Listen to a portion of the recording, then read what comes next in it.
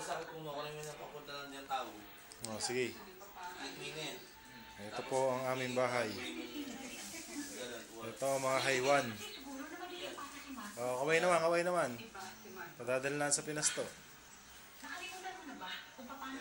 Ini, patsimana ako ang dapat natin kang oil refinery mo. Dito po kami nanonood ng TV. Yan. Padala kang tao. Ito ang sala. Ini. Salang sala. I-upgrade mo yan. Oo, capsule building. Ano rep. Mesa. Tapos gawa mo mesa. Ito. Ito ang kusina namin. Nagsasayang ako ngayon.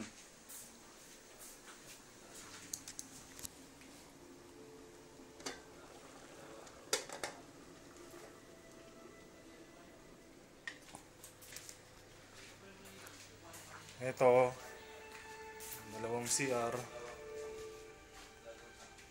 namin. Dito yung kwarto namin.